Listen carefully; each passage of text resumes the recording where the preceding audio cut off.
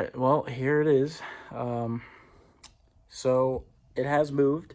If you guys remember right, it was all the way, I remember we pushed it all the way back against this wall.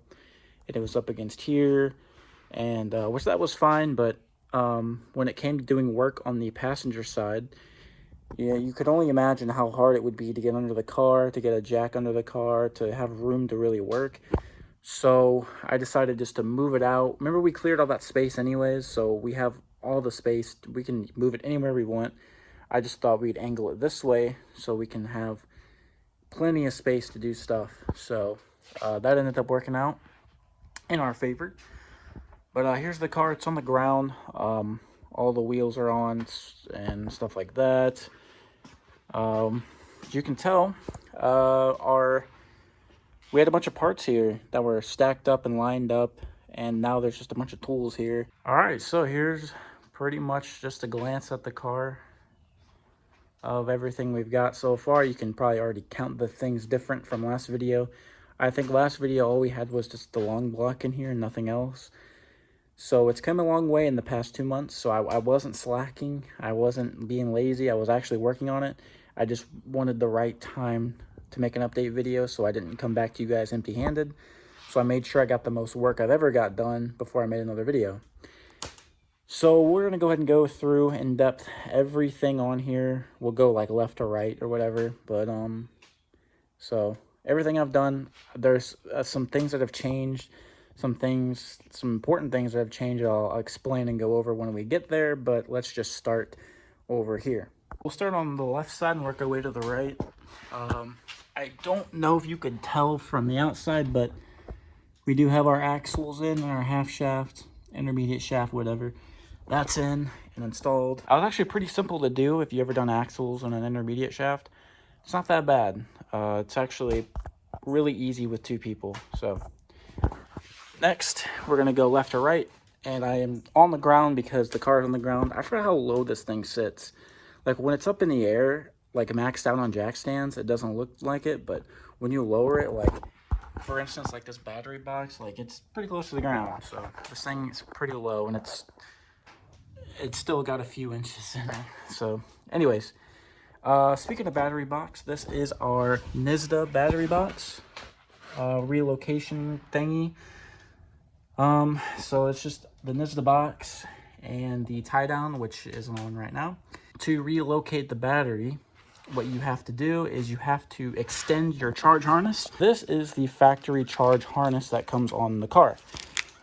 This part here goes to the fuse box, and you would imagine this goes around. Here's your terminals here for your battery. There's one there. Your knock sensor, your alternator and starter wires, and it runs basically from the fuse box down where the battery was, about there, to the front, and then that's pretty much it. Okay, so I'll show you on the car. Here is this one here. It goes down, around, and I got a video of it in the montage, but, and then to here. So this is actually from Surge Motive, right there. Highly recommend it. It's plug and play, 100% plug and play. It's just a little dirty from rolling around on the ground when I was moving the car, but brand new. Highly recommend it. And this allows you to move your battery down here out of the way so the charge pipes and intercooler piping has enough space, which we'll get to. So NISDA bracket, or battery box bracket, whatever, stock battery, and then the Surge Motive extended battery cable.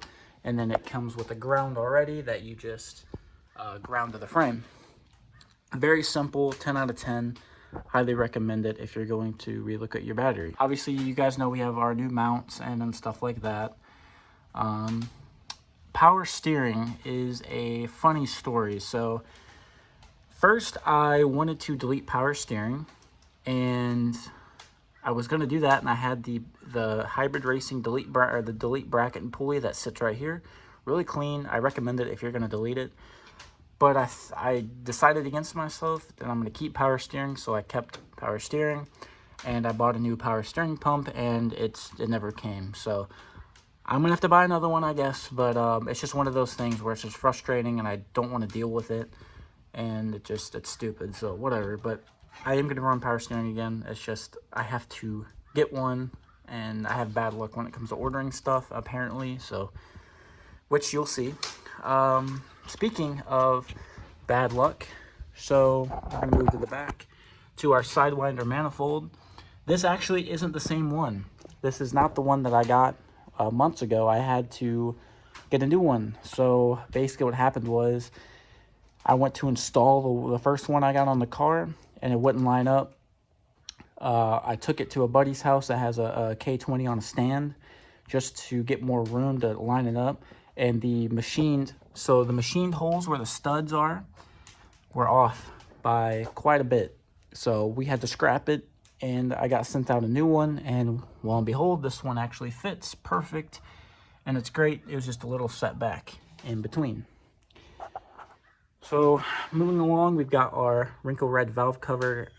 This is actually the same exact cover we had on the old setup, on the old K20Z. I just cleaned it up and made it look brand new. If you remember when we were taking the K20Z apart, this thing was dirty. It was like almost black. But cleaned it up, cleans up good. I decided to reuse it and save some money and not, you know, buy a new one when this one looks this good, clean. So coils are all in, spark plugs are all in. We have a bull boost cap, which was actually from the light blue valve cover there. So I decided to take that over the stock one. I just like it better. Moving down, we have our hybrid racing fuel rail with our AN fuel line. I don't know, this isn't the final cut. This isn't the final, you know, the final result of how we're gonna run this line. It's really long. I thought about running it that way, but I don't want it to touch the header. So I don't know, which way this runs, I might run it on this side or this side. I don't know, but we can't run it in the middle because with the fuel rail, we have our 1000cc injectors in here, as well as the plug-and-play harness clips that are tucked down here so that you get a nice clean-ish look, and there's not that big ugly plastic thing on top and the big wire harness thing. So looks as good as it's gonna look. So moving along, RBC. This is the same exact RBC that was on the K20Z full bolt-on setup. I remember, guys, I bought this brand new last summer, and I only got, you know, like 4 or 5 months usage out of it. So it's still practically new. I figured I might as well reuse it, not spend a ton of money buying a new one. I can always do that later. This one works just fine. Also kept the same stock throttle body with our adapter plate and stuff like that. Do have a 4-bar map sensor installed to read higher boost levels. 4 bars a little overkill, but decided just to be safe, just to go ahead and throw the 4-bar, just to have it. Moving down to the front, we have our power steering leak. When I was moving the car and moving the wheel, all the power steering puked. The fluid left and the system puked out of this line all over, so don't mind that. Here's our front mount intercooler. It's not bolted down yet. Like it's on there and the piping's on, but I have to take it off and on and off and on. I might as well just wait until it's 100% so I can mount it, but it just looks cool and it gives a nice aggressive look. This one was actually fun to put together. It wasn't that bad. Obviously, we're going to wait to the very, very end to run our oil line and our vacuum lines and stuff like that. The main reason was because I was waiting on that charge harness so I could run the charge harness first before I worried about anything like that. So that's next task, is to do all that. So the turbo's on here. It's not 100% torque just because if we need to clock it for the piping, which, speaking of piping, we've got the intercooler side done. It runs around.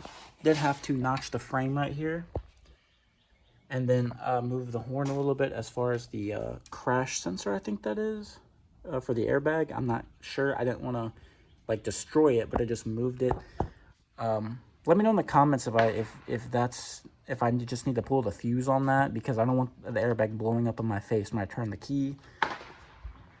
Obviously, the headlight's not in yet because we still have to route our piping up, which we can literally do as soon as possible.